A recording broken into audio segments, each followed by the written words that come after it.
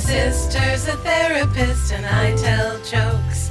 We both want to help all kinds of folks. Hello, and welcome to My Sister's a Therapist. My name's Virginia Jones, and I'm a stand-up comedian. I have a sister, and she's a therapist. Hello, I'm Laura Ryan. I'm a licensed marriage and family therapist, but my main credit is sister to heckler handler Virginia Jones. Luckily, I've been heckled very few times in my life. I think people usually look at me and say, well, I don't want to have anything to do with that. But you always handle it. But I always handle it. And I usually handle it by saying, why would you say that? Laura, sometimes you like to tell us fun things about our listenership. As this podcast progresses towards being the number one mental health podcast in the world. I thought you were going to say Singapore. I think we're pretty close to number one in Singapore. Thanks, David. Laura, do you have any news to share? I certainly do. I just found out that we, you and me, on My Sister's a Therapist podcast, are globally ranking in the top 2% of all podcasts. That's incredible. You know, we have to find success where it is. We can say, oh, we want this podcast to monetize and we can both quit our jobs and spend all day drinking pina coladas and talking about therapy stuff. But we have to recognize wins when we get them, such as we are in the top 2% of all podcasts. That's incredible. So, Virginia, you also have some news about ranking. I am participating in the Portland's Funniest Person competition, which is very important as Portland comics try to determine their pecking order and who goes on first at bar shows. And out of 250 people who entered the contest, I am in the finalists. So by my math, I'm already in the top 3% funniest people in Portland. What? Laura, on this show, we take turns coming up with themes, discussion points, doing research, and each of us takes a turn sharing with their sister what they've learned and what they think. This time, it's my turn to know what's going on. And I get to be the potted plant. What is our topic this week? We were recently talking about pretty privilege, which we may or may not have recorded an episode that you will hear in the future. Specifically, we're talking about when you dress better and go out in the world, people treat you better. That is a known quantity. Especially if you're a woman. Oh, particularly if you're a woman.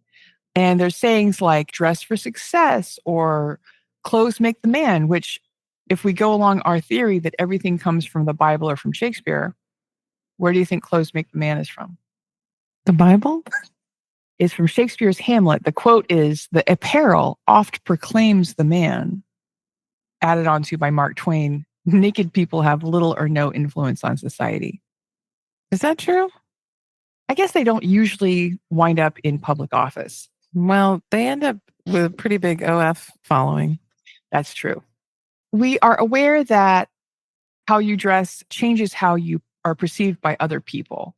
People say like, dress like your boss or dress like a man. Dress like a man. Well, and Laurie Anderson says, well, they say clothes make the man, but who makes the clothes that make the man? And that makes the clothes. Who makes the clothes that make the man? Who make the clothes? All these men are making that other man. Mm-hmm. This week, I would like to talk about how clothes make you feel differently about yourself. This concept is enclothed cognition. Have you heard of this thing? No. Can you spell it?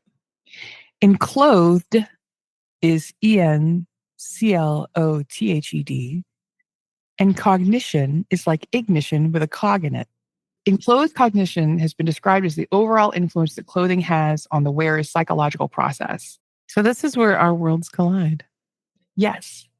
People who know me in life may know that I work in apparel and have for most of my career. So I do think about this stuff. This term came out of a 2012 experiment involving white lab coats. They gave people white lab coats, and the people wearing the white lab coats know that they're not a doctor. They did tests to measure selective attention, and people wearing the lab coats had better selective attention skills. They felt more scientific. They felt more intelligent because they were wearing the costume of a doctor. I think this is why the cast of Grey's Anatomy keeps going on TV, acting like they know things. And this is a known thing. People who watch you act like a doctor, act like a cop, act like a lawyer, they start thinking that that's what you are because their brain is just like, oh, that's what a doctor looks like. Right, because we're always trying to categorize everything. I actually remember I used to share office space with a chiropractor, Dr. Chris Hengestay. Shout What's up, out. Chris? And he didn't like wearing a lab coat because he felt like it was too constricting because it's a pretty physical job. He wore one anyway because the way he was treated by his patients was much different when he had the coat on. People perceived him as being a professional, especially people in chiropractic struggle with the public feeling that they might just be massage therapists. I haven't dug deep into that. When I did the NET training, I was with a lot of chiropractors. And so I was processing a lot of their trauma. And I did find there was a theme about their family and friends saying that they weren't real doctors. Awesome. On the topic of people's perception of you, there was an interesting and very scary study in 2007 that found that a bicyclist wearing a helmet, cars would pass closer to them because they think, well, they're protected. They've got a helmet on. Yeesh. In that instance, might be better not to wear a helmet. Bicyclists wearing helmets were perceived as less human and less fragile. What you need is a helmet that looks like a wig, like Yes. Britt used to wear on the Yes. side of the concourse. Also, there are studies implying that bicyclists wearing helmets will engage in riskier behavior themselves. So we're dumb on both sides. Yeah, this brain doesn't work that good. Well, think I'm wearing a $20 piece of molded plastic with a sticker on it, so I can go fast down this hill. I feel like it's the same with motorcyclists. I saw two morons on the highway just cutting in and out of traffic. And I noticed that they're wearing t-shirts and the shirts are flying up their backs. They're just not protected at all, but they did just have not. helmets on and they were riding like they were insane. I went roller skating on Thursday, and it's a very Portland organization called the Secret Roller Disco. I had to rent skates. And when I was renting skates, the lady offered me knee pads and elbow pads. And I said, no, I'm not going to go that fast. And she said, you'd be surprised. But I don't want to look lame. Right. I'm wearing an outfit. I don't want to look lame. Later, I kind of regretted it because the fact is that we were not in a roller rink. This organization is doing roller skating outside mostly. And In so the it's wild. on cement, and there was a big pitch. You go down it pretty fast. And my partner said, oh, I saw a video of us. And I said, I do not wish to see video of me roller skating. I was fighting for my life. The panic was on her face. I've learned stuff About yourself, about the world, myself, about listening to people when they give expert advice. about people who know what they're talking about. I do She's not wearing wish a to see lab myself. coat, though. That's my question. Exactly. If she'd been wearing a lab coat, I would have had those pads. I will say that the Adam and Galinsky test, they tried to repeat it in 2019 and didn't have the same outcomes. But that original pair published another paper acknowledging that it wasn't replicated, but concluding that the key principle of enclothed cognition is valid overall. Because the majority of research after showed aligned or partially aligned findings, they just weren't 100% the same result. Other examples of enclothed cognition: people wearing formal clothing are better at abstract processing, which is superordinate, holistic, and broad mental representations. Formal clothes improve global perceptual processing. So that's literally the big picture.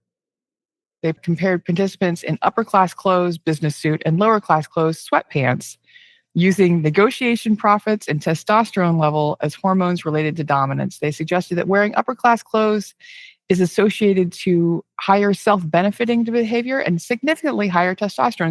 So it makes you more aggro. The clothes of nursing tunics were linked to higher levels of empathic concern. Red Cross uniforms were used to compare with military uniform to demonstrate pro-social behaviors. Red Cross uniforms led to more pro-social behaviors and more neural empathic responses. You're going to be surprised. A non-policeman, a person with no police training, wearing a police uniform, had their attention drawn significantly less towards someone in a suit than someone in a hoodie. Was this person a prostate haver or not? It does not suggest that the students were all prostate havers or non-prostate havers. Just says students wearing police uniforms paid more attention to the activities of someone in a hoodie versus someone in a suit. Participants wearing a police uniform are also more likely to shoot an unarmed target. Wonderful. It's interesting because this is all social training. Your brain doesn't inherently know what a police uniform looks like. A different country and a different society could look completely different. But because of the training we have, when I am wearing a navy blue suit of some kind, I may perceive people with lower socioeconomic status to be more of a threat. Or younger people. A lot of people who wear hoodies are younger. I was also thinking when I continue my cat burgling career, I think I'm just going to start wearing a suit. I think that's smart. Walking out of a yard carrying a bag of stuff in a suit, the cops are just going to assume she's just moving stuff to another of her very fancy houses. But is that the cops who are actual cops or fake cops who are wearing Well, cop that's true. uniforms? According to this, it doesn't matter. I thought you said it was just fake cops. Well, in this study, fake cops. Okay, right. If you have cop training and are in the society of armed enforcement, I can't imagine that this would not also take place. What I find remarkable is that you don't have to be in that organization to have that effect. When I was in management, I started wearing suits and heels, and people did respect me a lot more because I had to tell them things they didn't want to hear. Also, you felt more confident. You felt like you deserved respect a little bit more. But I feel like it's a cyclical thing. What I've become aware of doing research for this is when I have been doing the competition heats in this contest, which there are 3, and it has been a lot, I wear heels. I always wear a dress on stage, but I don't always wear heels on stage. I feel like more of an authority figure, and I feel more confident in heels. You just reminded me, Josh Johnson, a comic that I really enjoy. He never wears heels. He usually is wearing a hoodie and jeans. When I say usually, I mean always. When he was hosting The Daily Show recently, he was wearing a suit, and I was really throws you off. Put off by it. I was like, wait a minute, this isn't right. This isn't who I know. When you are hosting late night, it is determined that you are wearing a suit. If you're a woman, you need to wear a suit. We've just decided that that's what a late night host looks like. Yeah, they wear blazers all around. I think it's because they're generally doing silly things and they're trying to be looked at as some sort of authority. They're trying to make a contrast.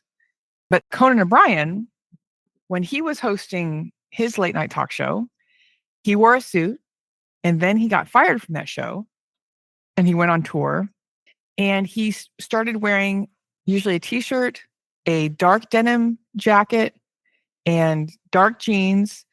He just changed uniforms, and he wore that every day. He also wore a leather jacket, and he grew out a beard. Right. So he was saying, I am still a dependable comedic force. I'm doing a different kind of comedy. So I'm going to change my uniform to being more of a man of the people. I'm one of you. I remember when I first started as a hypnotist, in the words of Rodney Dangerfield, I got no respect. Because I was very young and I wasn't very good at it, let's be fair. I was right out of college and I just didn't know anything. At one point recently, I threw away a lot of clothes that I don't wear anymore. But in the early 2000s, I was rocking blazers, I was wearing pencil skirts, and I was wearing heels. Now I just wear what I call my work pajamas. A pant with an elasticated waist, an oversized floppy shirt, and flip-flops. Sometimes Laura's flip-flops have a heel on them or some sort of embellishment, but she is in flip-flops every day. Most days. In the winter, I sometimes have to put something over my toes, but I try not to. And I remember at one point I officed with someone who dressed down even more. She would wear her tennis outfit, like a tennis skirt. And I asked her why she was doing that. And she said, well, I used to do home health and this was easier. You know, you're trying to get on the floor and stuff. this was more comfortable. Athletic clothes. So she just never stopped. In the what goes around comes around category, I've been up to 3 different sizes in my life and have purged my wardrobe. My last job was a very cool atmosphere, a very arty atmosphere. And I got rid of all of my jackets and all of my formal office clothes. Well, I'm never going to need those again. I'm going to dress exclusively like a cool arts district Angelino. But now I have another job. So she had to buy all new clothes. I just realized with what you said, I have worn 8 sizes. That's a lot of sizes. I am now managing a small team at my work. So if you want to dress like the boss, you need to be wearing almost exclusively vintage 80s office wear. Does everyone else do that? They're going to have to if they want to dress like their boss. I see what you mean. Okay. I thought you meant like your boss had the expectation that you were going to be wearing that. Okay. No. My boss dresses in a what I think of as a very Nike way. It's very modern. There is a lot of activewear in it, but it's definitely officey. There's a wedge heel that's built into a boot. It's an illusion heel where it makes a little tiny foot, but you're tall. There's that. That's a very Nike thing to me, at least a very Nike early 2K thing. But when you were working at Nike, all you wore were stretch pants and hoodies. When I worked at Nike, I just dressed like I was going to a yoga class every day, but also I was not a manager. I was an individual contributor, so I could dress like a trash bag, and it did not matter. Just as long as we're talking about work clothes, one of my early gigs in my career was at a laboratory where we did testing on apparel, and we did wear lab coats, and I loved it because whatever you wore didn't have to be clean. It could have a hole in it because I was going to get in there and throw on a lab coat. You could be wearing a bathing suit. Who cares? But according to this study, I might have done better science in the lab coat. I would have been more accurate with results. And we were wearing them because most of our labs, there was some danger of getting stuff on your clothes. There was chemicals, there was flammability stuff. Actually, it was never made clear to me why we wore lab coats, but we wore them. Maybe somebody had read the study. They said, we want this fabric tester to have a global view of the world. Wearing a watch as a fashion accessory is associated with higher levels of conscientiousness and punctuality. Just the fact that I'm wearing a watch is supposed to help me get places. Does it work? Not sure. You know, my son started wearing a watch. It's a Casio. He has been better, actually, with timeliness. Not amazingly better, but slightly better. People say, I don't need a watch. I have my phone. You can, of course, use your phone to check the time, but then you're going to use your phone to look at Facebook and look at how your TikTok is doing. Your watch is just your watch. There's not another activity associated with it. Especially if you're a child in our school system who's not allowed to have a phone or an Apple Watch. I think I still wear a watch because I use it on stage. It's handy, but it's handy for other things as well. I stopped wearing a watch a number of years ago because I don't want to have a tool of the man on my wrist. In what way is time a tool of the man? It was created by white people to control other groups. Other societies don't do the 24-hour clock. Having appointments, being places at certain specific times, they didn't do that in other cultures. That's something that is very much a European thing that we developed and created, and it's everything to do with capitalism. So I don't want a tool of capitalism on my wrist. Okay. Also, my office has 15 clocks in it, so I always know what time it is. Children who are dressed up as positive characters such as Batman spent more time on repetitive tasks than children without costumes, because the thought is that these outfits represent strength and perseverance. The kid thinks, I'm Batman, I can do this. There's no word on what would happen if you dressed a kid up like the Joker and asked him to do tasks. You probably set a hospital on fire. Also in Enclothed Cognition, there's a quote.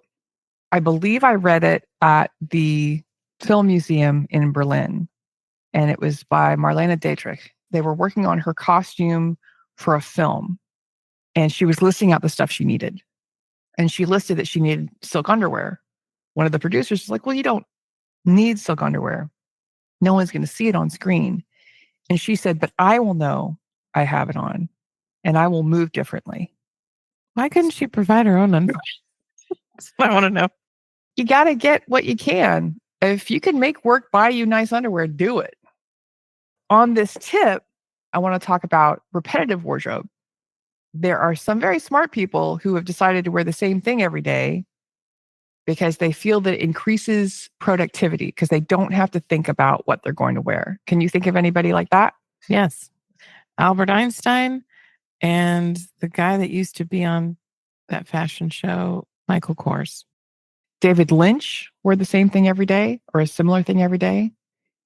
George Lucas always seems to wear a flannel shirt and jeans. He's just decided suburban dad is the look that's going to best serve him. Steve Jobs, famously known for his black mock turtleneck, jeans, and New Balance sneakers. Why did you make your uniform so damn ugly, man? I'm noticing a lot of the people on this list are dead, so it's possible that dressing the same way every day can fatally wound you. I'm going to say also a lot of these people have autism. I think you're going to take that back when I say Mark Zuckerberg. That man definitely does not have autism. He's Oh, the least autistic person. Ricky Gervais, black V-neck shirt every day of his life. And jeans. And jeans. Elizabeth Holmes, she's not wearing her black turtleneck and blazer now because she's in prison. Definitely not autistic. Definitely not autistic. Tom Wolfe, trademark white suits. Simon Cowell. And then the three designers, you already named one, Giorgio Armani, Tom Ford, and Michael Kors all wear the same thing every day.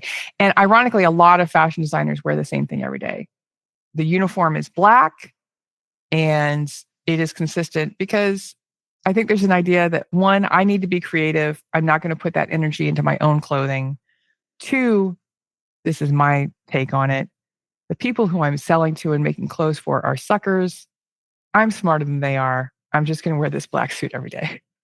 I think of it as I am not the art. I am the artist. I don't want to have attention on my clothing.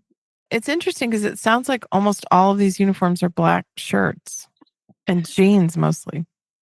What does that uniform say? It says, I am cool. I am creative. I want to look thinner. I have a tendency to spill food on myself. I like to wear my shirts multiple times before washing them. Right? This is a noted goth problem, #gothprobs, that when you have spent most of your life wearing black clothing, you do not have the same skill that other people have of keeping food off of yourself. You're just not used to it. So being a goth makes you a slob. You have to keep being a goth because you've never learned how to not to be a goth. I found an article about a woman named Dr. Karen. That's a bad name. Dr. Karen is described as the world's first fashion psychologist. She specialized in enclothed cognition. And she said there's three basic buckets of people dressing away because they want to feel a certain way. One of them is repetitious wardrobe complex. We've discussed that. You're going to take that one decision out of your life and you're going to simplify it because you feel like you've got more important stuff to do. There's also mood illustration dress and mood enhancement dress. Mood illustration dress is dressing to perpetuate your current mood. Mood enhancement dress is dressing to optimize your current mood. A lot of times this will happen in springtime. You wake up and you're like, I'm going to wear something bright and springy, or I am feeling good, so I'm going to dress up for no reason. I'm going to spend a little extra time on myself because I want to tell the world, hey, I actually woke up in a good mood today. The medication is working. Have you ever woken up feeling kind of gray and decided to dress nicer to make your mood improve? No. Okay. Well, when I have a gray day, that means the pants are baggier and the shirts are baggier. I don't want to be restricted. When you wake up feeling kind of down, there's a feeling of, I can't handle a fixed waist pant. I can't handle zippers and buttons today. We saw this during the pandemonium. During lockdown, everybody just started wearing pajamas every day because we were all stressed out. We were all depressed and we didn't have to go anywhere. We couldn't go anywhere. I always wear the same blouses because people saw my upper body, but I wear pajama bottoms every day. Even though it feels good first thing in the morning to put on pajama bottoms and know that you're going to wear them all day, how do you think that affected your outlook? I think the things around me were affecting my outlook a lot more than my pants. It was interesting in the fashion business. A couple things happened during lockdown. Of course, everybody stopped wearing jeans, and jeans are a high-end product or a more expensive product. Jean companies just went in the tanker. And we were saying things like, I don't think people are ever going to wear jeans again because we're all free in these joggers. But then, ironically, luxury goods went up. People started buying more little treats and more comfort items, but it tended to be a lot of accessories and bags and shoes. One of my first jobs that I got during the pandemonium was at a place that did robes and sleepwear, and they were going gangbusters. They were printing money. And it was interesting to see that part of the landscape elevate versus some very, very nice jean companies had to lay people off. But then guess what? People started wearing jeans again. Because when we left the house again, we said, I want to feel cool and sexy like Conan O'Brien. Is that what you say when you leave the house? Every day. I actually have it on a little plaque. Look cool and sexy like Conan O'Brien. Then when I think of cool and sexy, Conan O'Brien Those is are the first things. First image that pops up. I think the lockdown is a microcosm of how much things can change. And I'm sure a lot of us thought, I'm never going to wear a jacket again. I'm never going to wear jeans again. I'm never going to wear a fixed waist pant again. But then life goes on and you do. Another thing that I noticed is I really developed a pretty solid slipper collection because I stopped wearing shoes. I was in flip-flops all the time. I developed a tan line on my flip-flops. I already had one of those. I realized yesterday I have become an Oregonian because now my tan line is on my clogs. So it looks like I'm wearing white 3/4 socks. What are some observations you have about your dress affecting your mood or affecting your perception? I don't see you wearing a lab coat a lot. What if you started wearing a lab coat in the office? Do you think people would take you more seriously? Potentially, but they might also think I'm really weird. Because what therapist You're wears a not lab coat? You're not a medical doctor. A lab coat is to keep blood off my clothes. Are we going to bleed today? Is this a thing? I remember really mocking a friend of mine when I was a lot younger because I was wearing the blazers and the heels and whatnot. She would also wear those things, but she would immediately go home and change into her pajamas at 5 p.m. And I remember thinking, oh, that's so lame. And now I've become her. And I think about that often. Unless I'm wearing something silk or something that will wrinkle, I will wear my clothes for the rest of the day, but I do take my shoes off as soon as I come home. My partner does not. He does not take off his shoes until it's time for bed. And I frequently think, well, you're a weirdo wearing shoes in the house. I also feel like, God, what do your feet feel like? I think wearing comfortable clothes makes me a better therapist. Because you don't have to think about yourself. I don't have to think about how this waistline is pinching. I remember when I wore heels all the time, I would always have blisters. Now I don't think about my body at all. Eventually, you're just going to start wearing flowing robes like a cult member. God willing. And you're going to be the best therapist you've ever been. Well, I did buy that one robe. You just sort of throw it over your pants. And I've stopped wearing statement necklaces, and I need to get back into that if I really want to up my therapy game. Yes, if you have a waterfall, a sweater, and a statement necklace, you are ready to go. You don't even have to get a license. Just wear those things and you're fine. Virginia, how do you see clothes affecting your mood and the way you perform? I definitely observe that I dress a very different way on stage and at work. Sometimes I'm going straight from work to do a show, and I really have to think about, what does that look like? What's something that is going to cross over those two areas? What's my transition from daywear to nightwear? There was that Barbie where she was wearing a suit, and then she could turn her jacket inside out and flip her skirt around, and then she was ready to go out disco dancing. And I'm still looking for that outfit. I'm ready. I think about enclothed cognition a lot at work. I think what Nike does very well in the bigger sportswear arena is make clothing that make you feel like a professional athlete. They make the most high-tech shoes, and 99% of the people wearing the shoes are never going to run a race, but they feel like they could, and they justify it to themselves. These are $180 shoes, but they have the best technology. And if I needed to run a race, I could do it. If I have these yoga pants, I'm going to feel like expert level. Dance shoes, when you start tap, there's the very rudimentary, I'm probably going to quit in 6 weeks, tap shoes. They fall apart as soon as you look at them. They look like a Mary Jane.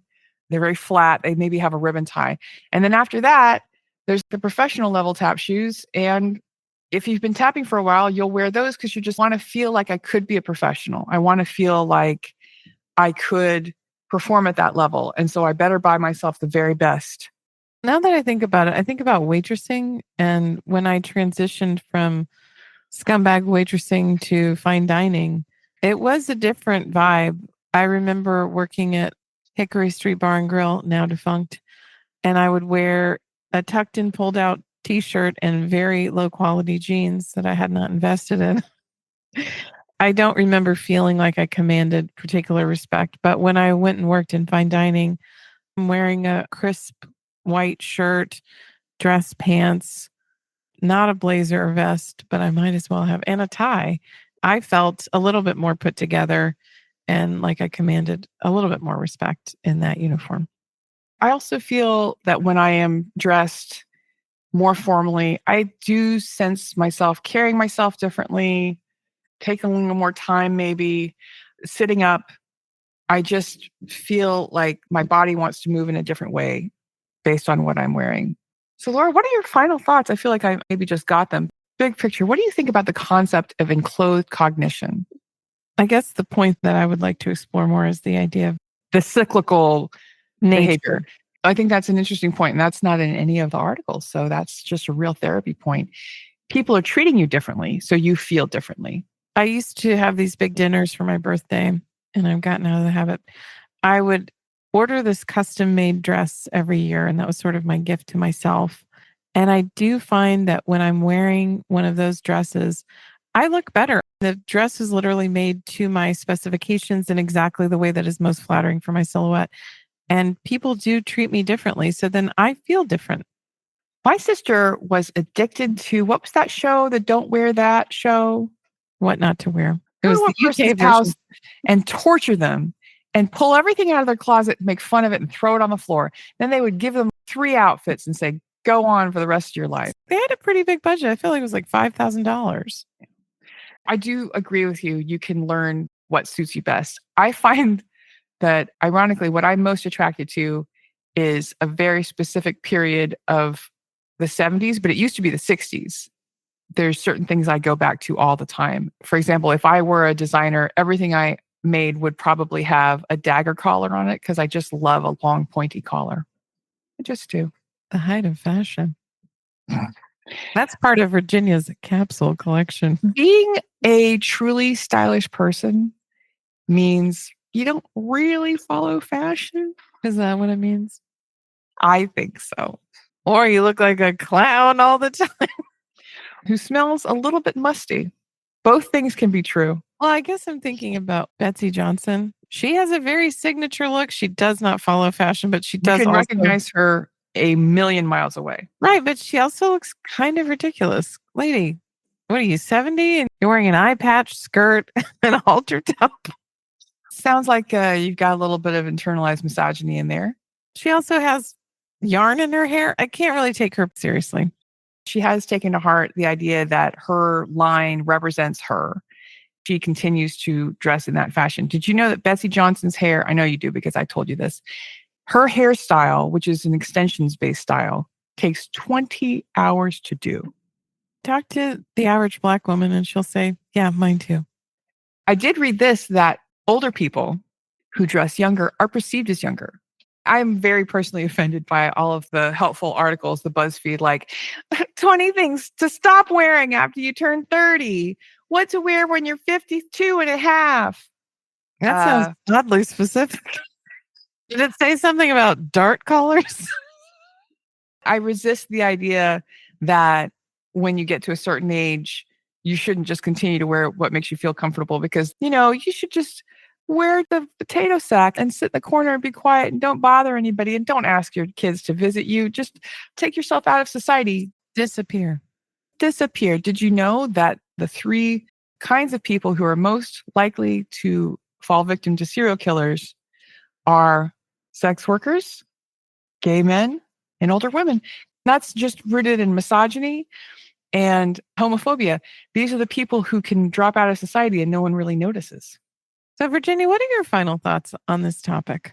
I had thought a lot about how people perceive me when I'm in my clothes, but I guess I had not thought as much about how I see myself. I'm mostly dressing for myself. And it's made me more aware that I do act differently, feel differently based on what I'm wearing, which is, as you know, mostly halter tops and eye patch skirts. And I'm going to keep doing it. I'm going to keep doing it. Go for it. I would like to give a shout out to my favorite Etsy store, Nanometer. It's a great place to get plus size friendly and extremely cool vintage clothing with dagger collars. Laura, where can people find you on the internet, should they wish to do so? They can find me at my professional website, lauraryan.org. They can also find me at my very unprofessional website, my TikTok account, I am Laura Ryan. Somebody was making fun of that the other day. Why is it I am Laura Ryan? I said, because Laura Ryan. Well, I am Laura Ryan. There's no one else. I actually stole it from my sister. I am Emily Ryan. Known. She's not even Emily Ryan anymore, so she can't even say that. Speaking of Instagram, if you'd like to follow our show on Instagram, you can find us at My Sister's a Therapist Instagram account. If you want to just check out all of our episodes, you can find it at mysistersatherapist.com. Virginia, how can people find out more about your dagger collars, should they be interested? You can find my website, which has my calendar and a map of every place I've ever performed comedy and a lot of other stuff at http:///badinia.com. Badinia.